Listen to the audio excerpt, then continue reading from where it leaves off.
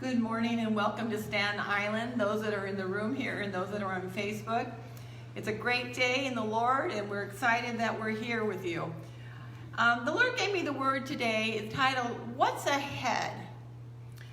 And have you ever been in a traffic jam, for those that drive, or been sitting with someone in a car when you're in a traffic jam and you can't quite see what's up in front, but you can see lots of tail lights up there.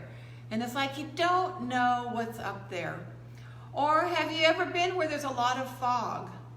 Jerry and I were walking yesterday, and as we started the walk, there was no fog, but when we came back, you could barely see a couple blocks. But we happened to live there, so we knew what was there, but how often do you get in fog and you can't see up in front, and you don't know what's up there? Have you ever been in a heavy downpour when you've been driving or walking, and it's coming down so hard, and maybe it's snow, and you can see only a few feet in front of you? But you know, we don't always get concerned about that. I was thinking also about sometimes I've been on hikes and you're on this narrow little trail and you can't see around the curve. You can see to the right or the left and there might be a drop off. And you might be a little concerned about that drop off. So you get a little closer to the edge of the mountain. But you keep going and you keep going and you keep going. But you don't know what's up ahead. What have you done in your life where you can't see what's up ahead, but yet you kept going and you trusted whatever was up there, you were going to come out on the other side? It seems eventually, no matter if we're in traffic jams or if we're in downpours, if we're in fog, if we're on hikes and mountains or get lost in the woods, we eventually come out of it.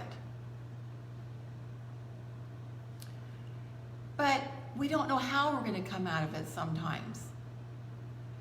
And we're patient, we don't usually get concerned, we don't usually get upset, and we just know we're going to come out of it. So why is it when we're in life, good or bad, we sometimes get upset and get uptight? We don't know what's up ahead, and we should be concerned. Because we're in that traffic jam and there could be so many things happening in front of us and we're just sitting there turning the radio up, looking out the window, talking to the person next to us, and we're not concerned. But life is more important than that traffic jam. And we have someone that can guide us in life, but we don't always remember that. And when life is happening, sometimes we want the answers right now. Do you ever want your answer right now for what's happening in life? Do you want to ever take control over what's happening in your life and think you know better than maybe your parents or your God or whomever else you think you might know better than? Do you ever try and take that control? And sometimes we think, how can this be happening to me right now? I have other plans for my life. This can't be happening to me right now. That's for somebody else. And why is this happening to me? I have been a good person. I've done everything I'm supposed to. So why is this happening to me? I have my life planned out. So now what's ahead for me? Because this was not in my plans. Have you ever had those talks with yourself? I think most of us have gone through something where we've had a talking to ourselves. And why is it when we're going through things, we really don't trust God?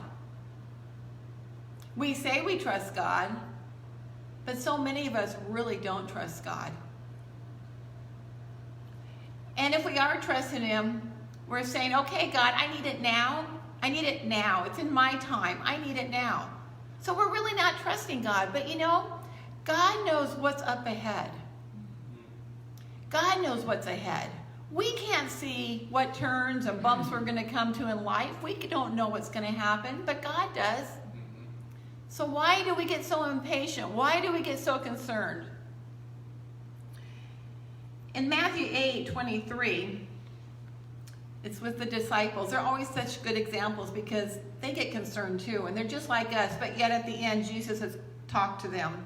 In verse 23, now when he got into a boat, his disciples followed him, and suddenly a great tempest arose on the sea, so that the boat was covered with waves, but he was asleep. Then his disciples came to him and woke him, saying, Lord, save us, we are perishing. I think they went to the extreme. Have you ever gone to the extreme in something happening in your life? You saw the worst. And if they had Jesus in the boat with them and they're going to the extreme, oh my, he must have thought, come on guys, I'm right here. In verse 26 he says, but said to them, why are you fearful, O you of little faith? Then he arose and rebuked the winds and the sea, and there was a great calm. Jesus was with them. They had no reason to be worried of what was happening, what was ahead. And Jesus is with us today too. So why are we worrying about what's ahead and what we're going through? We may be going through a situation now. We may be going through a situation in a couple weeks, but we don't know what's coming. And it's time to realize that whatever comes at us is not going to stop us. God has a way out for us. God is with us. And Jesus has seen where we're going. Yes. So don't try and do it on your own. There is no reason to do it on your own. If we have Jesus with us, we should not be concerned. We should not be anxious. And he tells us not to be anxious. In Mark 6, starting in verse 45, here goes the disciples again. They had just seen a great miracle with Jesus feeding the 5,000 plus more. And in verse 45 it says, immediately he made his disciples get into the boat and go before him to the other side. He just said they're going to the other side. But the disciples quickly forgot the miracle that Jesus had done, and they quickly forgot that he said he'd see him on the other side. He sent the multitude away, and when he had sent them away, he departed to the mountain to pray. Now when evening came, the boat was in the middle of the sea, and he was alone on the land. Then he saw them straining to row, for the wind was against them. Now about the fourth watch of the night, he came to them walking on the sea, and would have passed them by. And when they saw him walking on the sea, they supposed it was a ghost, and cried out, for they all saw him and were troubled. But immediately he talked with them, and said to them, be of good cheer, it is I, do not be afraid. How often has God gone before us, but yet we're afraid? And it's not till we cry out and we actually take hold of Jesus' hand do we finally calm down. Jesus is with you every day, so no matter what we're going through, if we take his hand and we wait for him, he's there for us. He's not going to let us sink. He's got the end. He knows the results. But we have to trust him and we have to hold on. In Psalm 37, verse 23 and 24, it says, the steps of a good man are ordered by the Lord, and he delights in his way. Though he fall, he shall not be utterly cast down, for the Lord upholds him with his hand. Don't forget, the Lord is there to uphold you no matter what you're going through. In Jeremiah 33:3 it says, call to me and I will answer you and show you great and mighty things which you do not know.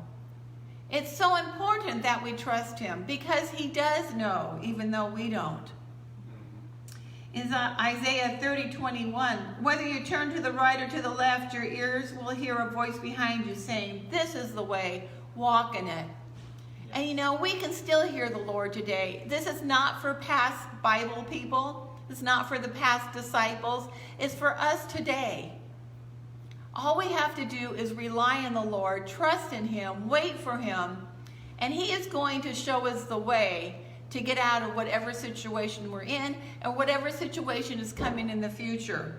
So we need to start trusting God more. We need to truly start believing what he's doing for us.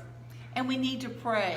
And when we need to call out, call out. Jesus is there for you. He knows what's ahead. It's not like you're in that traffic jam where you can't see up above. It's not like you're in that rain where you can't see out your front window. We just have to trust because there is something good coming for each of us. He's got plans for you, and it's time to let him take charge of what's ahead and not try and do it yourself. So have a great day. Let Jesus be your guide, and let him determine what's ahead for you.